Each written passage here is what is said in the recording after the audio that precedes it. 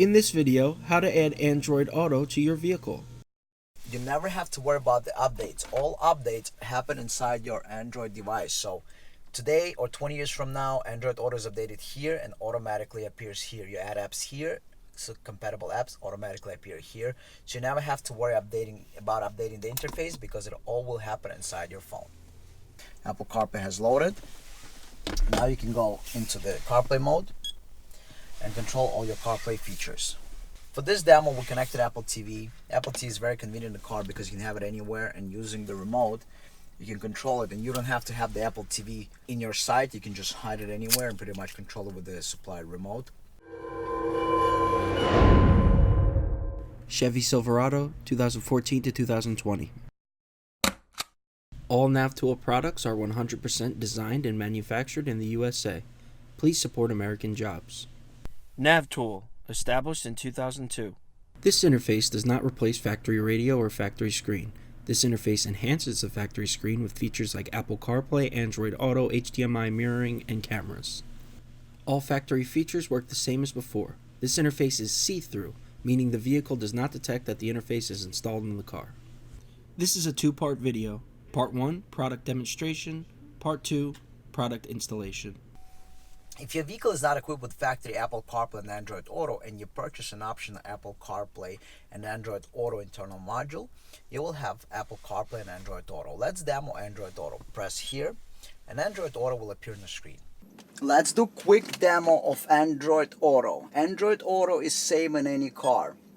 You never have to worry about Android Auto updates. Android Auto will always work no matter what. Android Auto is only updated inside the Android phone. You don't have to worry about updating the hardware of this product or anything else. It will always work no matter what. Keep in mind that any Android phone will work, and Android Auto looks identical in any car in the world. If you have factory Android Auto, you don't have to purchase the additional Android Auto module. If your vehicle does not come with factory Android Auto, then you can use this Android Auto. You got all the features here. This is the button over here. You press it, return to, gets out to the factory menu. This is to enter it. This is your phone to dial. This is back to your home screen. This is your audio, and this is your maps, and you can select here Waze or Google Maps. So you can select either Google Maps, or it's going to load up Waze for you. You can go back to the factory screen or play music or simply get out. All the apps that you can load, you load them directly from the store. So basically you go into the Play Store and you add the apps that you want. It is Android Auto just like found in any other car, because Android Auto lives only inside your phone. It does not exist anywhere else. It's full touch screen. You see I can press play and it plays. I can press pause and it pauses. I can open over here. I can close. 100% like original, because keep in mind, Android Auto is only inside your phone. So it will look identical in any car in the world that has Android Auto built in. Now we're going to demo Apple CarPlay. Apple CarPlay is simply inside your phone, and then it appears on the screen. Take your phone, connect it. If your vehicle is not equipped with Apple CarPlay is going to appear here as a logo once it boots up, and then it's going to appear on your car and you'll be able to control it. Apple CarPlay has loaded. Now you can go into the CarPlay mode and control all your CarPlay features. Let's quickly demo Apple CarPlay. Keep in mind, Apple CarPlay only lives inside your phone. So Apple CarPlay is only inside here. You never have to worry about updates. iOS 12 comes out, it's going to work here. Once it's updated here, you never have to worry about updating anything over here. Today and 20 years from now, only updated inside the phone, and it's always going to work. That's how CarPlay was designed, so only one place updates, the phone.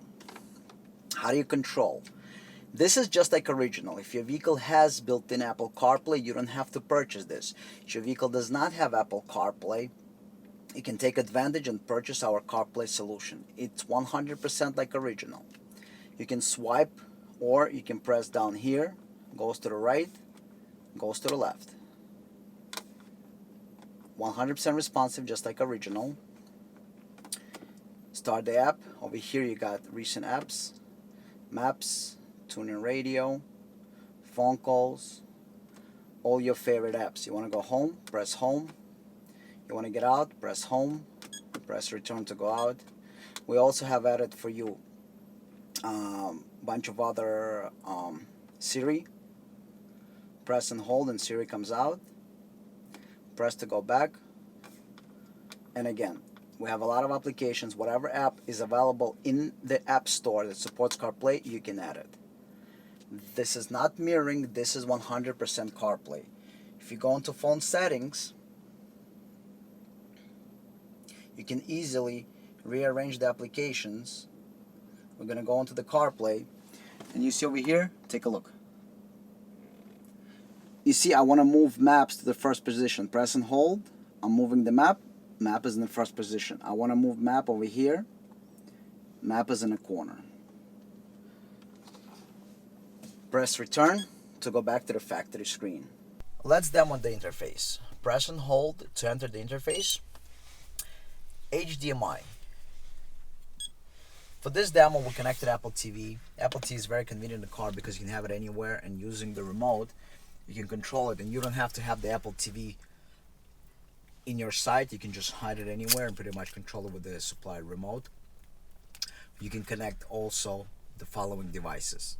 NavTool wireless smartphone mirroring device, Roku Premiere, Roku Streaming Stick, Roku Streaming Stick Plus, Roku Express, Google Chromecast, Google Chromecast Ultra, Apple HDMI, Apple TV 4K, Fire TV Stick, regular or 4K, Screen Beam Mini 2, and J5 Create USB Type-C to HDMI connection.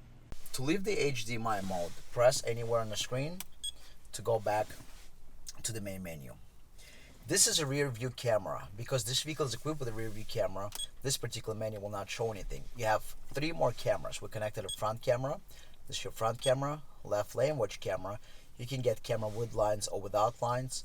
Right lane watch camera, and again you can get camera with or without lines. Keep in mind, these cameras just show you what we can do. They're not really adjusted to show any kind of view. Alright, to get out of the camera mode, press in the middle. Those cameras also work automatically. Here we're going to demo an automatic camera mode. Camera demo. Cameras can work 2 ways, manual, automatic. Doesn't matter what mode you're in, whether you're in the interface mode or in the factory mode. Left turn signal give you left camera. Right turn signal give you right camera. In reverse, you get a factory off-the-market rear view camera. And in drive, you get front camera up to 10 miles an hour. Once the car reaches speed of 10 miles an hour, front camera will automatically turn off. And same thing will happen from the interface mode. If you're in an interface mode, let's say you want to drive and watch the front camera at all times, you can do that. And when you switch in your lane, left camera, you want to go to the right turn signal, right lane watch camera, or you can get out of here. So these are your camera modes. You can drive, and let's say if you want to drive for the next 100 miles and watch your right lane watch camera, that's not a problem. A left lane watch camera, that's not a problem. If you want to add something to the back and have another camera in the back, you can do that. You have a camera input. You can also use those inputs to add a DVD player or something else. Okay, so this is your camera demo. What's in the box? In the box, you will receive the main interface. You got your digital connectors, main power plug. On the other side, you have your programming port, you have your HDMI, and then you have Apple CarPlay and Android Auto port. If you have Apple CarPlay and Android Auto in your car already, this port will only be used for charging of other USB devices such as HDMI, Fire Stick, or similar. Then you have in a box a microphone. If you order Apple CarPlay and Android Auto, that's used for Siri or Google. Then you have the 2 digital video cables. Then you have the main plug with your camera inputs and audio. And then you have the plug and play harnesses. This interface is 100% plug and play. Not a single wire needs to be cut to be installed. Then you have the cable to update it. You can update the interface using this cable via Mac or Windows. All interfaces must be updated before use. In some cases, if you do not update the interface, the radio will not even turn on. First, click Find Device. Make sure that the interface is connected to your Windows or Mac computer using a USB data cable. Make sure that you have a data cable and not simply a charging cable. If your interface is connected using a data cable and click Find Device, you will have options appear here. This menu indicates that your unit is connected to the computer properly. First, let's select the software. For this demonstration, we will use a 2013 Cadillac CTS as an example. Click Search. As you see, there is one software available. Highlight the software by clicking on it and click Install. Now we wait for the installation process. Once it's complete, we can move on to step 2, which is configure camera or video settings. This process should only take about 30 seconds. Keep in mind we have remote support available up in the top right of the screen. NavTool is able to access your computer and help you along with the process if you're having trouble. When software installation is complete, you will see this screen. Go ahead and click Close. Now let's go ahead and move on to step 2, which is configure camera settings. The first step, we want to select Turn on HDMI Wireless CarPlay Android Auto Video Input. If we have any of these features, we're going to want to select this. On the left side of the screen, we're going to want to select any cameras that were not already equipped in the car. For example, if your car has a factory rear view camera, you do not need to select that. On the right side of the screen, you want to select any factory cameras your car has. For example, if your car came with a factory rear camera, this is where you would select that. So let's say for our demonstration's purposes, our 2013 Cadillac CTS came with a factory rear view camera. However, we installed front, left, and right facing cameras. This is how the configuration should look. Next, we scroll down. On the left-hand side, we have forward-facing camera settings. You have two options. The first is manual. This means that the forward-facing camera can only be turned on manually by the driver. The second option is manual speed check. This option is good for parallel parking. If you put the car in reverse, the rear-facing camera will come on. If you put the car back into drive, the front-facing camera will automatically turn on at any speed up to 10 miles an hour. On the right-hand side, you have settings for left and right lane watch cameras. These settings are only for aftermarket cameras that you've added to the car. The first option is manual, which means the cameras can only be activated manually by the driver. The second option is manual without speed check, which means the left and right lane watch cameras can be turned on at any speed.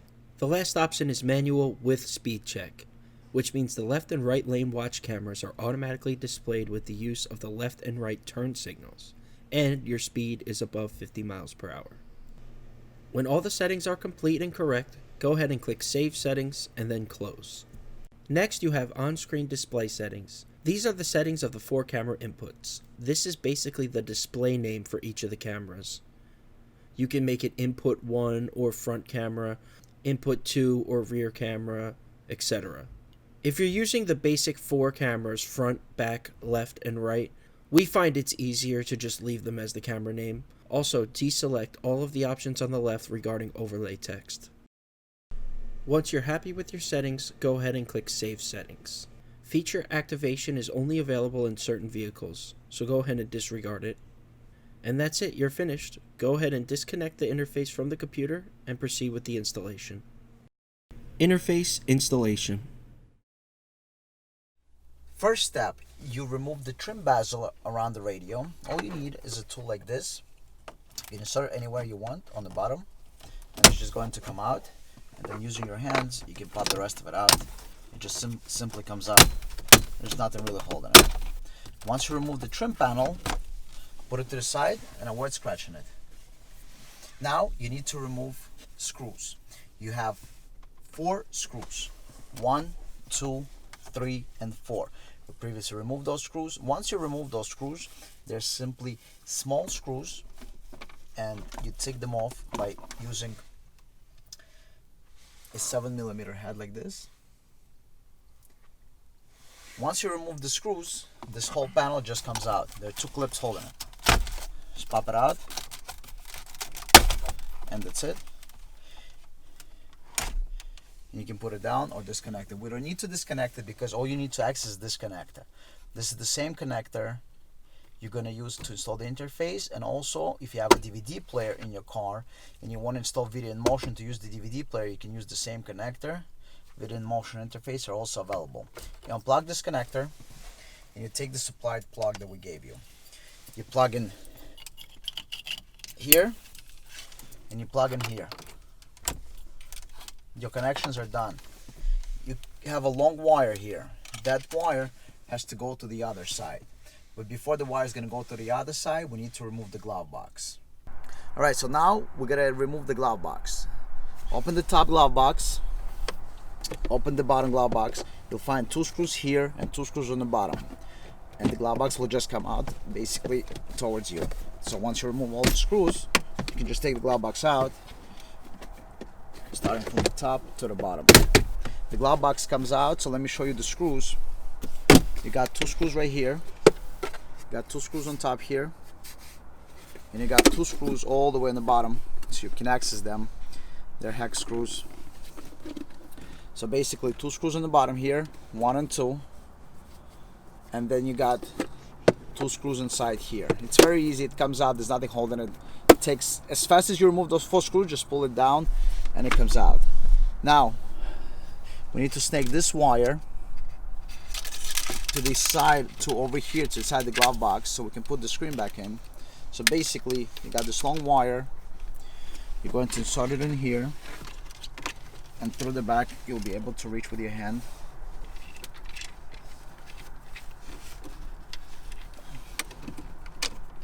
And snake the wire in. Okay, grab the wire and the wires behind the glove box. The rest of the stuff is going to be installed behind the glove box. You can put the screen back in later. Now we're going to show you the connections that are done behind the glove box. Installation is very simple behind the glove box. Locate the blue cable, press on top of it and unplug it. Once you unplug it, take the supplied cable and plug the cable in. Once you plug the cable in, take the second cable and plug it into the location where the cable was before. Then, in the same module, locate the black, unplug it, plug in the supplied connector, plug the supplied back into the module. The cable that you run from the other side, plug in here on this cable. You got a single connection here. This is you plug in. This goes into the main harness, and now you got 3 ends left. All those 3 ends are going to go directly into the interface. So here's what we're going to do. We're going to plug in gray into gray, black into black. We're going to remove the label that reminds us to program the interface, and we're going to plug in the main connector. You hear the sound and installation is complete. Now you can go ahead and activate the interface on the screen to test everything out. Don't forget to plug in the microphone if you're installing Apple CarPlay or Android Auto. Thank you for watching. Please click the link on the left to subscribe to the channel, or click the link on the right to watch another video.